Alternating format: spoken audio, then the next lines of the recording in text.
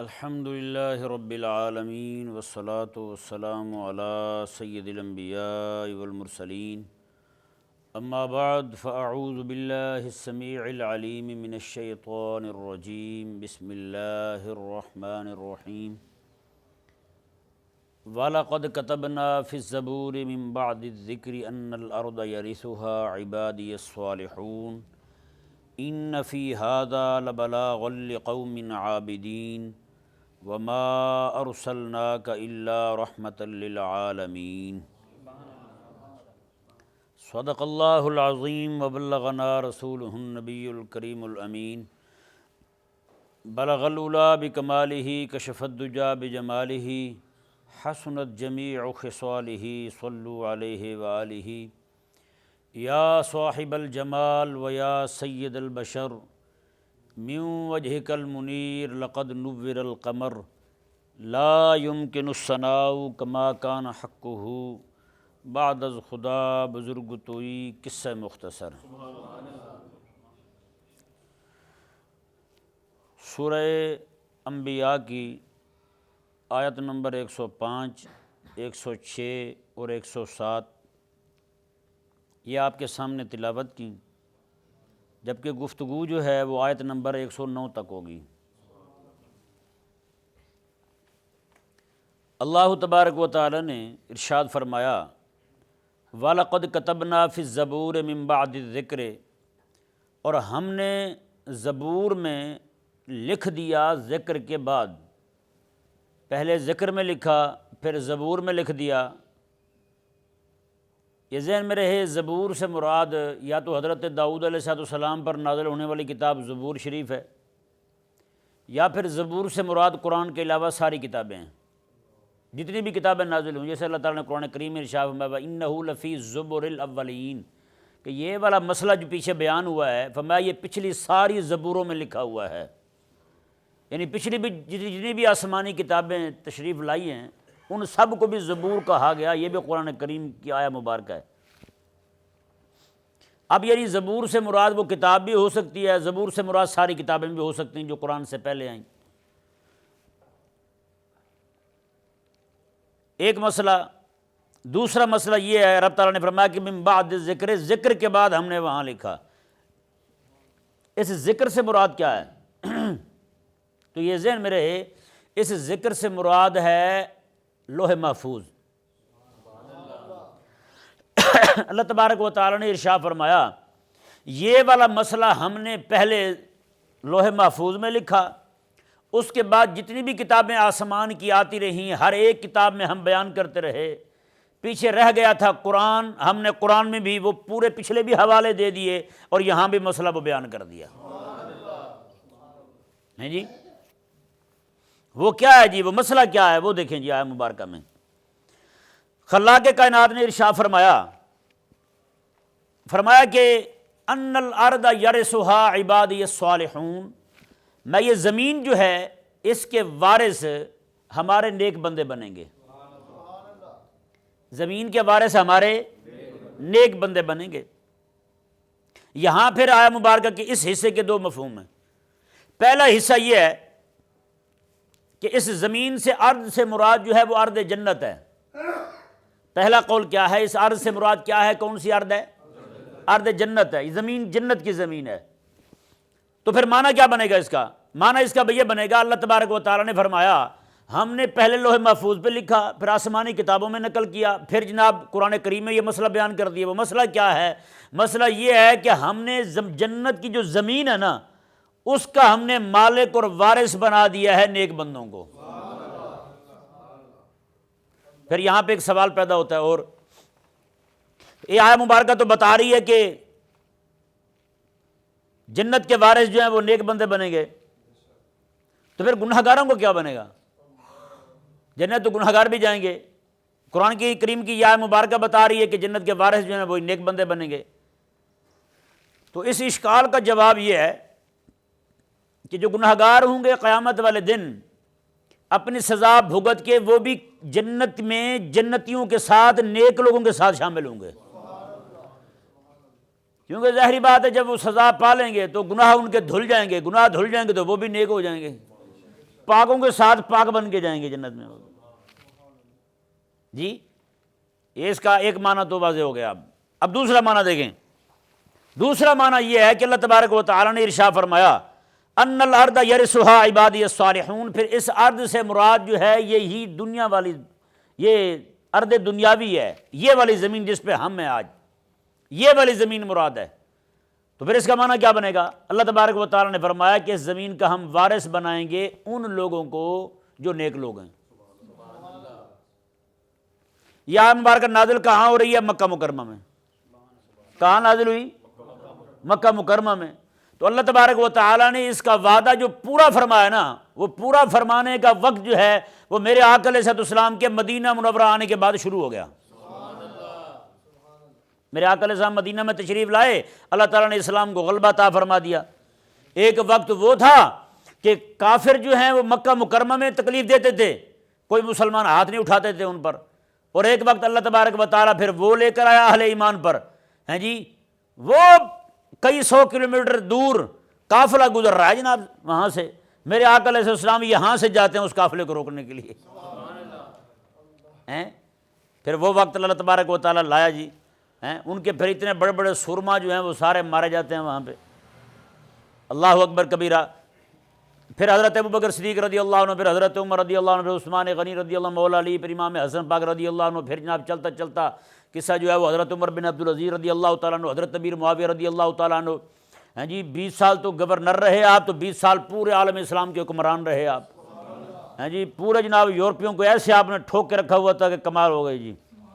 پورے یورپ کے جو گورے تھے نا، یہ آج جو بدماش بنے پھرتے ہیں، ہیں جی آج انگریزی میں جناب لیکچر دیتے ہیں، تو ہمارے یہ جو ہیں نکمے لوگ ہیں رالے ٹپکانے والے، یہ ان کی انگریزی دیکھ کے جناب وہی ہوئی کہہ رہے ہوتے ہیں. یہ صدقے باری جا رہے ہوتے ہیں. ہے یا نہیں ایسا؟ اللہ اکبر. سارے یورپ والے یرکتے تھے، ڈرتے تھے جناب حضرت امیر معاویہ رضی اللہ تعالیٰ عنہ کے نام سے. ہیں جی اس لیے آپ رضی اللہ تعالیٰ عنہ نے وصیت فرمائی تھی. آپ کی وصیت حضرت امیر معاویہ رضی اللہ عنہ کی آج بھی تاریخ دمشق میں موجود ہے. آپ نے فرمایا تھا اپنے آنے والے بعد میں آنے والے حکمرانوں کو، میں تمہیں نصیحت کرتا ہوں باقیوں کے ساتھ جو بھی معاملہ کرنا، لیکن یورپ والوں کو ذرا کس کے رکھنا، باقی بھی سارے ٹھیک رہیں گے. انگریز کتا جو ہے نا اس کو ذرا کس کے رکھنا ذرا، ہاں یہ باولا ہو جاتا ہے، اس کو ذرا کس کے رکھنا، باقی بھی سارے معاملات تمہارے ٹھیک رہیں گے. یعنی کہ ان کی نفسیات کو، ان کی نبض کو جاننے والے تھے حضرت امیر معاویہ رضی اللہ تعالیٰ عنہ. ایسے تو نہیں، حکیم بندہ تھا بھائی. ہیں سیاست اس بندے پہ ختم ہے جی، حضرت امیر معاویہ رضی اللہ تعالیٰ عنہ. اللہ بلا شرکت غیر جی 20 سال پورے آپ حکمران رہے، 20 سال پورے. ہیں آج جو لوگ حضرت امیر معاویہ رضی اللہ عنہ کے دشمن ہیں نا، سیاست کو وہ بھی مانتے ہیں. ہاں سیاست حضرت امیر معاویہ رضی اللہ عنہ کے وہ بھی مانتے ہیں. اللہ اکبر کبیرہ. تو حضرت اب یہ آیت مبارکہ دیکھیں جی، اس کے بعد جو ہے یعنی کہ انحطاط آتا گیا، لیکن پھر سلطنت بنو عباس قائم ہوئی، جسے خلافت بنو عباس کہتے ہیں. بنو عباس نے حضرت عباس رضی اللہ عنہ کی اولاد میں سے تھے. ہارون رشید ہو گیا، باقی سارے جتنے بھی بعد میں آتے رہے، انہوں نے پھر کیسی شاندار حکومت کی جناب. اسلام کا جھنڈا بلند رہا، تب بھی اللہ تعالیٰ کا فضل رہا، جہاد بھی ہوتا رہا، باقی بھی معاملات چلتے رہے ساتھ ساتھ. اس کے بعد جو ہے پھر جب وہ کمزور پڑنے لگے تو اللہ تبارک و تعالیٰ جو ہے پھر عثمانیہ کو لے آیا. سلطنت عثمانیہ آ گئی جناب. حضرت عثمان اول جو ہیں رحمہ اللہ، اللہ تبارک و تعالیٰ نے ان کو غلبہ عطا فرمایا تو انہوں نے جناب پھر اسلام کی حکومت قائم کر دی.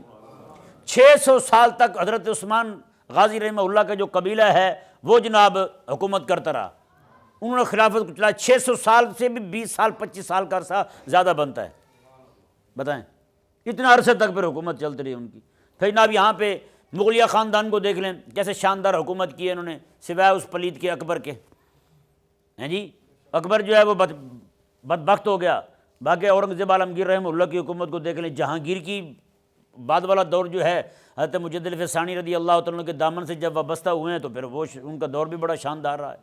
ہیں جی ان کے پہلے جو ہے نا باقی جتنے بھی احمد شاہ ابدالی ہو گئے یا باقی جتنے بھی آ رہے ہیں سارے کے سارے، ان کی آپ حکومتوں کو دیکھ لیں. رب تبارک و تعالیٰ نے جو وعدہ کیا تھا حبیب کریم علیہ السلام کے ساتھ، وہ وعدہ اللہ تبارک و تعالیٰ نے پورا فرمایا ہے. وہ اللہ تعالیٰ نے پورا فرمایا ہے وعدہ. وہ حکومت آئی اسلام کی، اور اتنی آئی کہ جناب 1000 سال سے زائد عرصے تک بحمد اللہ تعالیٰ وہ حکومت قائم رہی. اکیلے یار باقی چھوڑیں، ہندوستان پر 800 سال سے زیادہ عرصہ اہل اسلام نے حکومت کی ہے، 800 سال سے زیادہ عرصہ، اور 1000 سال کا بھی عرصہ بتا دیں، پورے تنتنے کے ساتھ، پورے روب اور جلال کے ساتھ حکومت کی ہے۔ تو اللہ تبارک و تعالیٰ کا جو وعدہ تھا وہ پورا ہوا۔ ہاں جی، اب امت کی عملی کمزوری، ہاں جی، عمل کی کمزوری، عقیدے کی کمزوری ایسی لاحق ہوئی کہ جناب یہود و ہنود اور مشرکین جو ہیں وہ جناب سر چڑھ گئے۔ اب جب وہ سر چڑھے ہیں تو آج کے جو لنڈے کے مسلمان ہیں وہ یہ کہتے پھرتے ہیں جناب اسلام تو کبھی غالب تھا ہی نہیں، ہیں نعوذ باللہ من ذالک، وہ یہ کہتے پھرتے ہیں ذلیل۔ اللہ اکبر کبیرہ۔ تو رب تبارک و تعالیٰ کا یہ جو وعدہ ہے نا جی، اور یہ بھی ذہن میں رہے، جب اہل اسلام جو ہیں جس طرح پہلے دور میں انہوں نے کوشش کی تھی، جد و جہد کی تھی، اسی طرح کی جد و جہد جب یہ دوبارہ کریں گے تو اللہ تبارک و تعالیٰ پھر سے ان کو غلبہ عطا فرمائے گا۔ یہ بھی رب تبارک و تعالیٰ کا بھی وعدہ باقی ہے، ایک وعدہ تو پورا ہو گیا، اب ایک وعدہ اور بھی ہے اللہ تبارک و تعالیٰ کا۔ اس وعدے کو ایفا کرنے کے لیے اللہ تبارک و تعالیٰ کی طرف سے امام مہدی رضی اللہ تعالیٰ عنہ آئیں گے، اور ان کی مدد کے لیے حضرت عیسیٰ علیہ السلام تشریف لائیں گے۔ بتائیں، حضرت عیسیٰ علیہ السلام آئیں گے، امام مہدی آئیں گے۔ میرے آقا صلی اللہ علیہ وسلم نے ارشاد فرمایا پوری دنیا کائنات کے اندر کہیں پر بھی نہ آقا علیہ السلام نہ تو کوئی گارے والا گھر بچے گا، نہ ہی کوئی کپڑے والی جھونپڑی بچے گی جہاں پہ میرے دین کا پیغام نہ پہنچ جائے۔ ایک پوری دنیا کے اندر حضور فرماتے ہیں ایک بھی گھر ایسا نہیں ہوگا، چاہے وہ جھگی ہو، چاہے وہ کسی کا آشیانہ ہو یا کاشانہ ہو، ہیں جی، کچھ بھی نہیں بچے گا یہاں تک کہ میرے دین کا پیغام نہ پہنچ جائے۔ مطلب یہ کہ ایک ایک گھر کے اندر میرے آقا علیہ السلام فرماتے ہیں اس وقت دین ہی دین ہوگا، بس کوئی دین دوسرا نہیں ہوگا۔ یہاں تک کہ میرے آقا علیہ السلام تشریف لائے تو رعایت رکھی گئی ان کے ساتھ، آج تک وہ رعایت ہے، اسلام کی حکومت قائم ہو جائے ان کے ساتھ رعایت ہے، کافروں کے ساتھ کلمہ پڑھ لو، نہیں تو پھر جزیہ دو رہو تم، ہم تمہاری عزت کی بھی حفاظت کریں گے، تمہارے مال کی، آبرو کی، ہر شے کی حفاظت کریں گے۔ یہ دو طرح کی ان کو یعنی کہ رخصت بھی ہے ان کو کہ ٹھیک ہے جو ہو، نہیں پڑھتے کلمہ تو نہ پڑھو۔ جب عیسیٰ علیہ السلام امام مہدی آ جائیں گے پھر رخصت ختم ہو جائے گی، پھر رخصت ختم۔ اب نہیں بھئی، اب دو ہاں آپشن پھر بھی ہوگی، یا کلمہ پڑھ لو یا تلوار کے نیچے گردن دے دو اپنی، چھٹی، تیسری صورت کو نہیں۔ اب بھی یا کلمہ پڑھ لو یا پھر تلوار کے نیچے تمہاری گردن آئے گی۔ اس وقت یہود و نصارہ میں سے جو لوگ کلمہ پڑھ لیں گے، باقی جو بچیں گے حضرت عیسیٰ علیہ السلام جو ہیں اس وقت کے، چاہے ڈونلڈ ٹرمپ ہوں گے یا جو بیڈو ہوں گے، ان کے گلے خود اتاریں گے آپ، حضرت عیسیٰ علیہ السلام کے ہاتھوں مارے جائیں گے، یہودی بھی مارے جائیں گے، نصرانی بھی مارے جائیں گے۔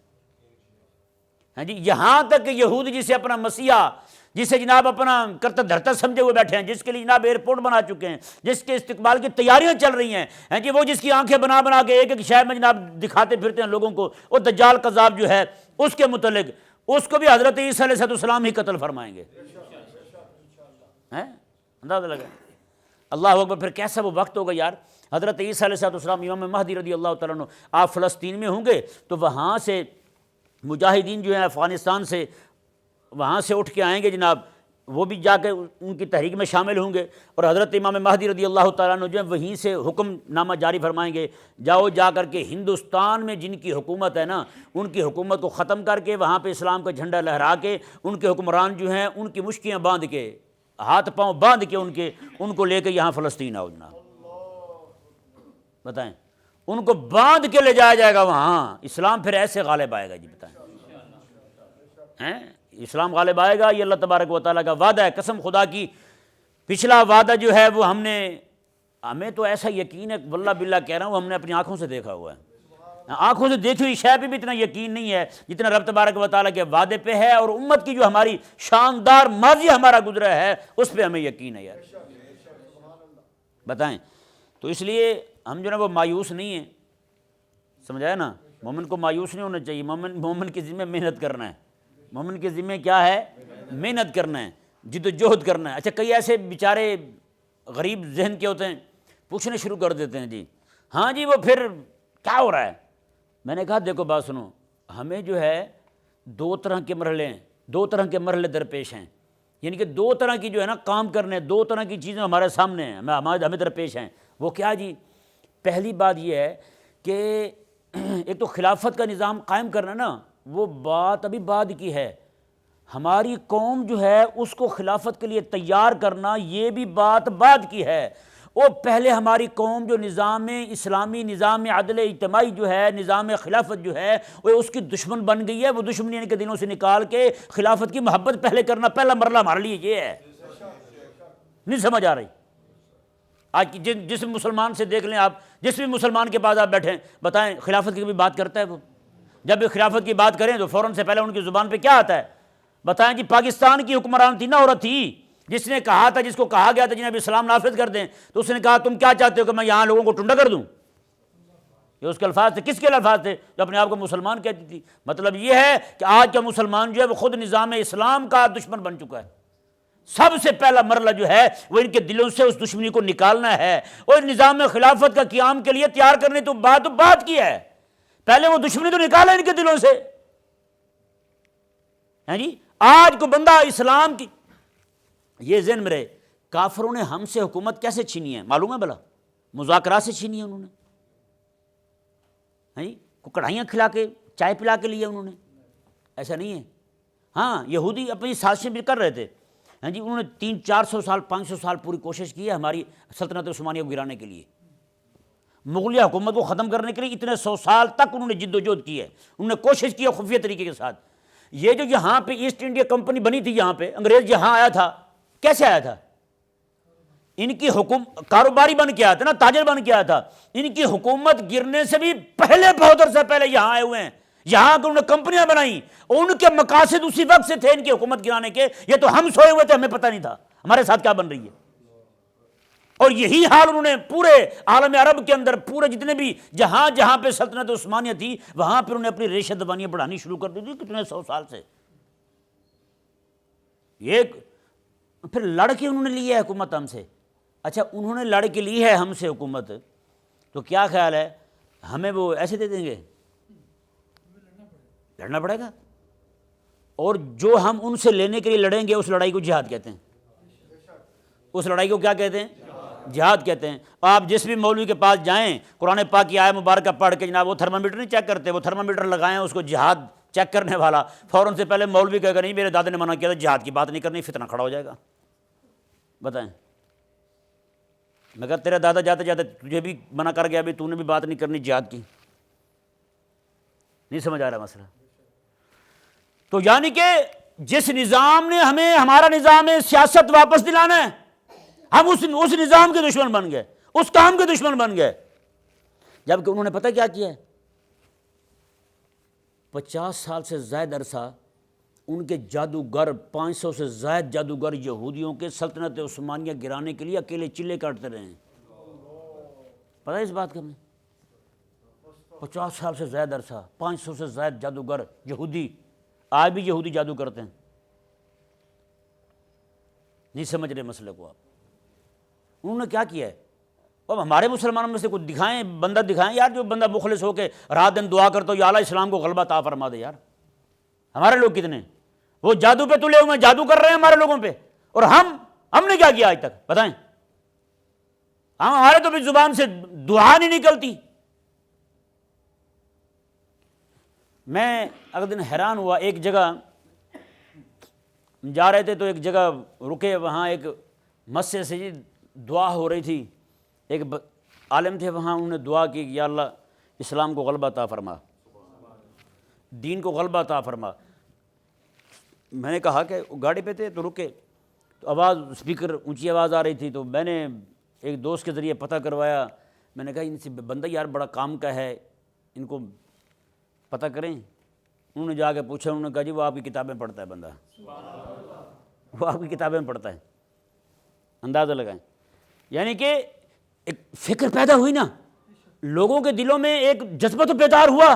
وہ جو مایوس ہوئے پڑے تھے لوگ ہیں جی، وہ جو لوگ جو ہیں اسی بات پہ ہمارے بس ٹھیک ہے جی، جو ہمارے سر میں جوتے پڑ رہے ہیں وہ پڑھتے ہی رہیں۔ اوے جوتے پڑھیں، کم از کم جوتا پڑے تیرے اندر بیداری تو آئے۔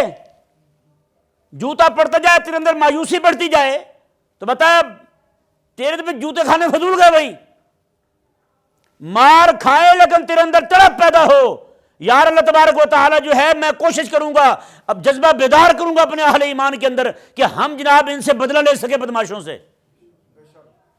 جب وہ جذبہ بیدار نہ ہو، بندہ خلافت کے لیے خود اپنا ذہنی تیار نہ کرے، جس چیز نے ہمیں جناب خلافت دلانی ہے واپس بندہ اس چیز سے نفرت کھانے لگے، اس سے چڑھنے لگے، اس کے نام آنے پہ ہی اس کے جناب بی پی لو ہو جائے، شوگر اس کی ہائی ہو جائے، تو بتائیں پھر کام کب بنے گا؟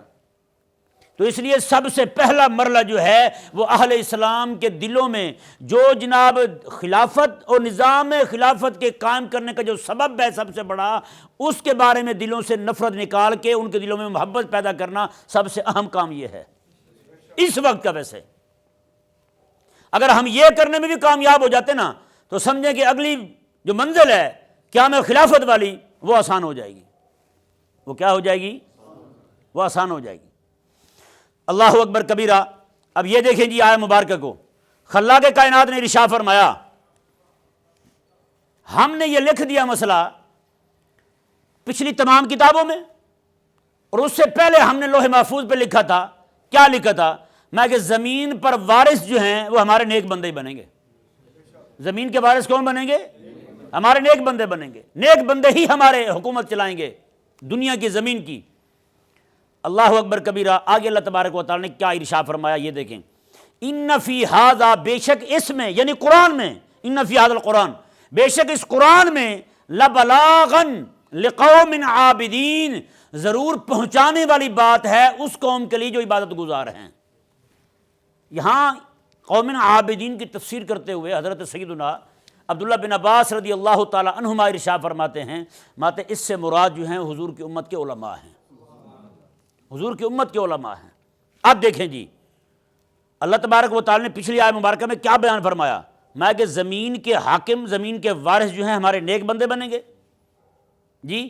اور اس آیہ مبارکہ میں کیا فرمایا اللہ تعالیٰ نے؟ میں کہ اس قرآن کے اندر وہ حکومت کیسے قائم ہونی ہے، نیک بندے کون کون ہوں گے، ان کے اوصاف کیا ہیں، رب تبارک و تعالیٰ نے یہ ہم نے قرآن میں بیان فرما دیے ہیں۔ فرمایا کہ جو وہ قوم جو عالموں کی قوم ہے یعنی جماعت علماء ہے، ماتے اس قوم پر لازم ہے کہ وہ یہ مسائل قرآن کے پڑھ پڑھ کے لوگوں کو سنائیں۔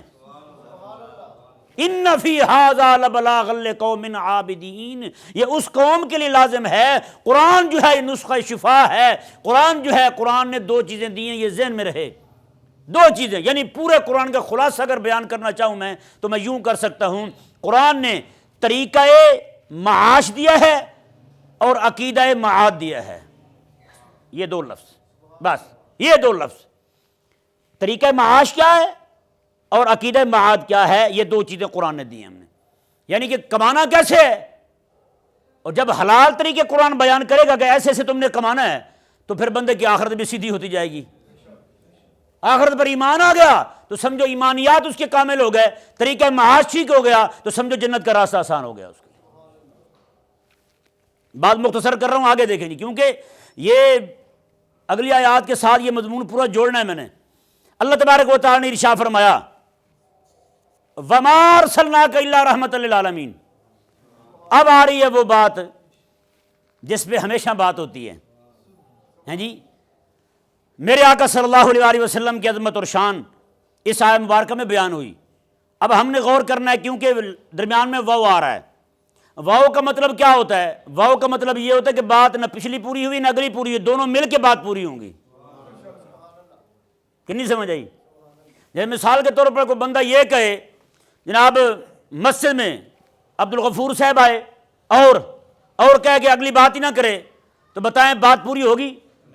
نہیں پوری ہوگی۔ بھئی اور کہا ہے تو بتائیں نا، اور کون ہے، اور جو ساتھ ہے بندہ وہ بھی بتائیں۔ میں مہمان بن کے گیا، روٹی کھائی اور اگلی بات بھی بتاؤ نا بھائی وہ کیا ہے۔ تو مطلب یہ ہے کہ جب اور کہا ہے اگلا پچھلا دونوں کلام ملیں گے تو بات پوری ہوگی۔ یہ صرف میں آپ کے لیے آسانی کے ساتھ سمجھا رہا ہوں، ورنہ علماء میں بیٹھیں گے تو بات پھر اور ہوگی۔ اس کو پھر واو عاطفہ کہیں گے، معطوف علیہ کہیں گے، معطوف کہیں گے، پھر بات یوں چلے گی جناب۔ لیکن بات چونکہ ہم سیدھے سادے دماغ کے بیٹھے ہوئے ہیں تو اس لیے بات اسی انداز میں کر رہا ہوں۔ تو جب تک بھئی اور کے بعد والی بات نہیں آئے گی تو پہلی بات بھی پوری نہیں ہوگی۔ اب پیچھے تو آ گیا، اللہ تبارک و تعالی نے فرما دیا کہ ہم نے قرآن میں یہ مسئلہ لکھ دیا خلافت والا، قرآن میں یہ مسئلہ لکھ دیا غلبہ اسلام والا، قرآن میں یہ بھی لکھ دیا ہم نے کہ ہم حکومت جو ہے نیک بندوں کو دیں گے، قرآن میں یہ بھی لکھ دیا کہ مسئلہ خلافت جو ہے علماء کے ذمہ بیان کرنا لازم ہے۔ اور مسئلہ خلافت بیان کہاں کیا ہے؟ قرآن کریم میں بیان کیا ہم نے۔ ان فی ھذا لبلاغن، بے شک اس قرآن میں ضرور پہنچانے والی بات ہے، کس قوم کے لیے؟ اس قوم کے لیے جو علم والے ہیں۔ سمجھایا نا مسئلہ؟ اب یہ مضمون یہاں تک رکھیں اور اگلی آیت مبارکہ وما ارسلناک الا رحمۃ للعالمین سنیں۔ کیا فرمایا رب تبارک و تعالیٰ نے؟ رب تبارک و تعالیٰ نے فرمایا وما ارسلناک الا رحمۃ للعالمین، رب تبارک و تعالیٰ نے فرمایا کہ حبیب پیارے ہم نے آپ کو سارے جہان والوں کے لیے رحمت بنا کے بھیجا ہے، سارے جہان والوں کے لیے رحمت بنا کے بھیجا ہے۔ اب اس آیت مبارکہ کے دو مفہوم لیے ہیں رحمہ کے، بلکہ اس لفظ رحمہ کے، رحمہ کو بطور مفعول لہو بھی پڑھا ہے ہمارے علماء نے، پھر معنی اس کا اور بنتا ہے، اور اس کو حال بھی بنایا ہے۔ وما ارسلناک کے کاف ضمیر جو ہے وہ ذوالحال ہے، اور کاف ضمیر جو ہے وہ حال ہے، اس طرح ذوالحال حال بھی بنے گا۔ بہرحال یہ بات مزید گہری چلی جائے گی، لیکن میں اس آیت مبارکہ کو پچھلی آیت مبارکہ کے ساتھ جوڑنا چاہتا ہوں، چونکہ واو درمیان میں آ گیا ہے۔ واو یہ بتا رہا ہے کہ دونوں باتیں جو ہیں نا، دونوں باتیں ایک ہی ہیں۔ جیسے قرآن نے یہ بیان کیا نا کہ قرآن کریم کے ان فی ھذا لبلاغن، کہ قرآن کریم کے اندر ایسے اصول دے دیے گئے، ایسا ضابطۂ حیات دے دیا گیا کہ اب اہل ایمان جو ہیں پوری دنیا کے اندر حکومت کرنا چاہیں تو ان کو کسی اور کے پاس جانے کی ضرورت کسی اور کی طرف دیکھنے کی ضرورت نہیں ہے، ان کو لاڑ مکالے کو دیکھنے کی ضرورت نہیں ہے، ان کو اقوام مرتدہ کے بنائے ہوئے قوانین کو دیکھنے کی ضرورت نہیں ہے، انہوں نے جو جناب رول بنائے ہیں، جو بھی شے بنائی ہے انہوں نے، اس کی طرف دیکھنے کی ضرورت نہیں ہے۔ فرمایا رب تبارک و تعالیٰ نے ان فی ھذا لبلاغن، بس ان کو اکیلا قرآن ہی کافی ہے سنانے کے لیے، پہنچانے کے لیے اکیلا قرآن کافی ہے ان کو۔ اگر رب تبارک و تعالیٰ نے فرمایا پہنچانے کے لیے، اصول اور ضوابط کے لیے، ضابطۂ حیات کے لیے ساری چیزیں قرآن میں آ گئیں، اگر رب تبارک و تعالیٰ نے فرمایا حبیب پیارے ہم نے آپ کو سارے جہان والوں کے لیے رحمت بنا کے بھیجا ہے، یعنی کہ جیسے قرآن کریم جو ہے یہ ضابطۂ حیات بن کے آیا ہے، پہلے رب تعالیٰ نے کتاب کا ذکر کیا، آگے رب تبارک و تعالیٰ نے کتاب سنانے والے کا ذکر کیا۔ پہلے رب تبارک و تعالیٰ نے فرمایا قرآن تمہارے لیے انعام بن کے آیا ہے، اس میں سارا ضابطہ حیات بیان کر دیا گیا۔ آگے رب تبارک و تعالیٰ نے فرمایا جو ہم نے پھر استاد بنا کے بھیجا ہے اس نے کوئی اصول چھوڑا ہی کوئی نہیں، سارے تمہیں سکھا دیے ہیں۔ بتائیں اب مزید اس پہ ذرا غور کریں۔ قرآن کریم جو ہے، قرآن کریم تمام اصول و ضوابط پوری دنیا کے اندر حکومت کیسے کرنی ہے ساری چیزیں بیان کرنے والا ہے۔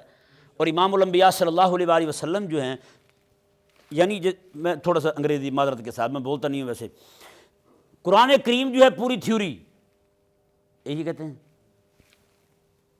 بھول گئے ہیں، اللہ کا فضل ہے کہ یہ تھیوری ہے پوری، اور پریکٹیکل کر کے دکھانے والا کون ہے؟ وہ میرے آقا علیہ السلام ہے۔ قرآن کریم جو ہے یہ اصول کی کتاب ہے، ان اصول کو سکھانے والے، ان اصول کو نافذ کرنے والے میرے آقا صلی اللہ علیہ وآلہ وسلم ہیں۔ یعنی کہ اب قرآن ان دونوں آیات کریمہ پہ ذرا غور کرتے ہیں۔ قرآن کریم جو ہے یہ غلبہ اسلام کی، پوری دنیا کے اوپر اسلام کی حکومت نافذ کرنے کے اصول بتانے کے لیے تشریف لایا ہے، اور میرے کریم آقا صلی اللہ علیہ وآلہ وسلم ان اصول کو نافذ کیسے کرنا ہے یہ سکھانے کے لیے تشریف لائے ہیں۔ قرآن انعام یوں ہے، میرے آقا صلی اللہ علیہ وسلم رحمت یوں ہیں۔ بتائیں اب بتائیں جی، دونوں اکٹھی آیتیں پڑھیں تو معنی کیا بنتا ہے؟ جو ہم لوگوں کو سناتے پھرتے ہیں وہ یہ معنی، اور جو ہم سنا رہے ہیں وہ معنی جوڑ کھاتے ہیں آپس میں۔ بتائیں نا یار، پورا پڑھ کے سنائیں۔ کوئی بھی بندہ پڑھے نا وما ارسلناک الا رحمۃ للعالمین، کہ جی یہ واو جو آیا ہے اس کے پیچھے جو ہے وہ بھی سناؤ، وہ بھی سنایا، میں دونوں اکٹھی سنائیں باتیں، کیونکہ واو درمیان میں آ گیا، واو عاطفہ بن گیا۔ جب تک آگے پیچھے کا مضمون اکٹھا نہیں پڑھیں گے تب تک تو بات واضح نہیں ہوگی بھائی، ہیں؟ اس کا مطلب یہ ہے قرآن کریم کیوں آیا؟ دنیا کے اندر اسلام کو غالب کرنے آیا، ہیں جی، اسلام کو غالب کرنے کے اصول دینے آیا۔ حبیب کریم علیہ السلام کیوں آئے؟ میں جو قرآن میں اصول بیان ہوئے تھے ان اصول کو حضور نافذ فرمانے کے لیے آئے۔ اب دیکھیں جی اللہ تبارک و تعالیٰ نے کیسے مضمون کو بیان فرمایا۔ ہم وما ارسلناک الا رحمۃ للعالمین والی آیت پڑھ کے کہتے ہیں یہ بوڑھیا کوڑا پھینکتی تھی حضور پر، وما ارسلناک الا رحمۃ للعالمین۔ آقا علیہ السلام کو تکلیفیں دیتے تھے، وما ارسلناک الا رحمۃ للعالمین، حضور نے کبھی کچھ نہیں کہا۔ نعت خواں اٹھے گا وہ کہے گا جی آقا علیہ السلام جو ویریوں کے پاؤں کے نیچے چادریں بچھانے کے لیے حضور تشریف لائے ہیں، کیوں جی؟ وما ارسلناک الا رحمۃ للعالمین۔ وما ارسلناک الا رحمۃ للعالمین کا مطلب اللہ تعالیٰ بھی سے پوچھیں، اللہ تعالیٰ کیا بیان فرماتا ہے؟ یہاں پہ صاحب تفسیر مظری نے حضرت قاضی ثناء اللہ پانی پتی رحمہ اللہ، پتہ ہے چھوٹا بندہ نہیں تھا یہ، سلسلہ علی نقشبندیہ کا بہت بڑا بزرگ ہے، اور حضرت مرزا مظہر جانا رحمہ اللہ شہید تھے، آپ بہت بڑے بزرگ تھے۔ آپ کی خانقاہ میں آپ کھڑے ہو جاتے ہیں، خادم کھڑے ہو جاتے ہیں، میں حضرت کیوں کھڑے ہوگا، خیر تو ہے، میں کہ مولوی ثناء اللہ آ رہے ہیں۔ ابھی وہ آئے نہیں ہوتے، سامنے نہیں ہوتے، گھر سے نکلتے تھے۔ ایک دن خادموں نے پوچھ لیا کہ حضرت وہ تو آئے نہیں ہوتے، وہ پتہ نہیں کہاں ہوتے ہیں، آپ پہلے ہی کھڑے ہو جاتے ہیں ان کے آنے پر، آپ کو کیسے پتہ چل جاتا ہے؟ فرمایا یار فرشتے اس کے استقبال کے لیے کھڑے ہو جاتے ہیں، میں بھی کھڑا ہو جاتا ہوں۔ قرآن کے نوکر ہیں نا بھائی، جس بندے نے قرآن کی تفسیر لکھی اور اب تو اعزاز عطا فرمایا گا اسے، اور سارے لوگ بیٹھے ہوئے، کسی کو نظر نہیں آ رہا، صرف ایک بندے کو دکھائی دے رہا ہے۔ اس کا مطلب یہ ہوا کہ اللہ تبارک و تعالیٰ جو اپنوں کو شان عطا فرماتا ہے، ضروری نہیں ہے کہ ہر بندے کو دکھ بھی جائے۔ وہ تو فقیر تھے، الست فقیر ہیں جی، کوئی پتہ نہیں کسی شیخ کا، وہ اپنے شیخ کی بارگاہ میں جا رہے ہیں، گھر سے نکلتے ہیں، ابھی گھر سے نکلتے ہی جوتے پہنتے ہیں، رب تعالیٰ کے فرشتے ان کی خانقاہ میں پہلے ہی کھڑے ہو جاتے ہیں ان کے استقبال کے لیے۔ پتہ اللہ اکبر کبیرہ۔ اب یہ آیت مبارکہ دیکھیں جی، رب تبارک و تعالیٰ نے ارشاد فرمایا قل انما میں رحمت بن کے آیا ہوں، حبیب کریم علیہ السلام کو فرما رہا رب تعالیٰ، حبیب اب آپ فرمائیں، قل آپ فرمائیں انما یوحا الی انما الہکم الہ واحد، میں رحمت بن کے آیا ہوں، دیکھو میری رحمت کا اظہار کیسے ہے۔ میں کہ انما الہکم الہ واحد، تمہارا الہ ایک ہی ہے بس، یہ رحمت للعالمین بیان ہو رہی ہے بھائی، عقیدت توحید آ گیا۔ مولوی صاحب تم نے رحمت للعالمین کا معنی اور بیان کیا ہے، رحمت للعالمین ہوں میں، حبیب آپ فرمایا ساتھ ہی سایہ مبارکہ کے انما الہکم الہ واحد، اور بتاؤ میرے الہ کو، میرا الہ جو ایک الہ ہے، تمہارا الہ جو ایک الہ ہے، مانتے ہو اسے ایک، فہل انتم مسلمون، اور بنتے ہو مسلمان۔ اندازہ لگائیں نا یار، یہ حضور کی رحمت للعالمین ہے، یہیں پہ رحمت للعالمین بھی بیان ہوئی، یہیں پہ حضور کا میلاد بھی بیان ہو گیا، وما ارسلناک سے، ہیں جی، تو بتائیں اسی میں عقیدت توحید بھی آ گیا۔ آج ہمارے جلسہ میلاد میں کتنی توحید بیان ہوتی ہے، وہ بھی آپ کے سامنے ہے۔ اللہ اکبر کبیرہ۔ آگے دیکھیں جی، جس بات پہ میں آپ کو لانا چاہتا تھا وہ مقام آ گیا ہے، وہ مقام آ گیا قسم خدا کی۔ اگر دل میں بندے کے تھوڑا سا بس جذبہ جہاد ہو نا جی، یہ سن کے طبیعت مچل جائے گی، ہاں طبیعت خوش ہو جائے گی۔ اللہ تعالیٰ نے کیا ارشاد فرمایا؟ اللہ تعالیٰ نے فرمایا کہ حبیب آپ ان کو یہ کہہ دیں انما یوحا الیہ، میری طرف وحی آتی ہے، انما الہکم الہ واحد، تمہارا الہ ایک ہے، فہل انتم مسلمون، مسلمان بنتے ہو۔ آگے اللہ تعالیٰ نے فرمایا حبیب آپ یہ بھی کہہ دیں فَإِن تَوَلَّوْا، میں حبیب اگر یہ پیٹھ پھیرے نا، اگر یہ منہ پھیر جائے نا، اگر یہ عقیدہ توحید نہ مانے، تو رحمت للعالمین بن کے آ گیا ہے، تو نے تو عقیدہ توحید سکھا دیا ہے، تو نے تو عقیدہ معاد سکھا دیا ہے، تو نے تو ان کو عقیدہ نبوت بتا دیا ہے، تو نے تو معجزات دکھا کے ان کو اپنا نبی ہونا روز روشن کی طرح یہاں کر دیا ہے۔ میں حبیب پیارے اب بھی اگر یہ نہ مانے نا، فَإِن تَوَلَّوْا، اگر یہ تیری طرف پیٹ کریں تو فَقُلْ آذَنْتُكُمْ عَلَىٰ سَوَاءٍ، ان کو کہہ دے اب تمہارے ساتھ بات برابری کی بنیاد پر ہوگی، اب بات تمہارے ساتھ برابری کی بنیاد پر ہوگی، ساری باتیں ختم، جو کچھ تم نے کیا ہے، اذیتیں دی، تکلیفیں دی، ساری باتیں گئیں، اب میں آپ نہیں، نا وما ارسلناک الا رحمت للعالمین بات کر کے رب تعالیٰ نے عقیدہ توحید بیان فرمایا، عقیدہ توحید سنا کے رب تبارک و تعالیٰ نے اگلی بات کیا، میں حبیب آپ ان کو فرما دیں فَإِن تَوَلَّوْا، اب اگر عقیدہ توحید نہیں مانتے، عقیدہ نبوت نہیں مانتے، تیری نبوت اور رسالت نہیں مانتے، یعنی کہ اللہ تعالیٰ فرمانا یہ چاہتا ہے حبیب پیارے تیرا رحمت للعالمین ہونا ان کو اگر قبول نہیں ہے نا، تو پھر فرما دے بلو بھی تلوار میں بھی نکال رہا ہوں، اب تلوار میری بھی آئی، پھر گردن تیار کر لو اپنی تم بھی، بتائیں بھائی، اللہ اکبر کبیرہ۔ میں نے کہا یار یہ قرآن پاک نازل تو یوں ہو رہا ہے، نازل تو یوں ہوا یار، پورا پڑھ کے سناؤ، اگلا پچھلا دونوں مضمون وما ارسلناک الا رحمت للعالمین پڑھا ہے ہم نے، اور پیچھے پڑھ کے آئے تو پیچھے بھی غلبہ اسلام کی بات آ رہی ہے، یہاں اس آخری آیت مبارکہ پہ ہم پہنچے تو اللہ تبارک و تعالیٰ نے تو سیدھے حبیب کریم علیہ السلام کو اعلان کرنے کا حکم دیا، اور اعلان کرنے کا حکم کب دیا؟ پہلے فرمایا حبیب پہلے یہ کہہ دے میں تو سارے جہانوں کے لیے رحمت بن کے آیا ہوں، اور آگے فرمایا بھی تلوار بھی نکال رہے ہیں، ہم تلوار بھی نکال رہے ہیں۔ اللہ اکبر۔ پھر کبھی انشاءاللہ عز و جل اس پہ ذرا بات کریں گے، اتنا بیان ہوا، اللہ تبارک و تعالیٰ اسے سمجھنے کی، اس پر عمل کرنے کی توفیق عطا فرمائے۔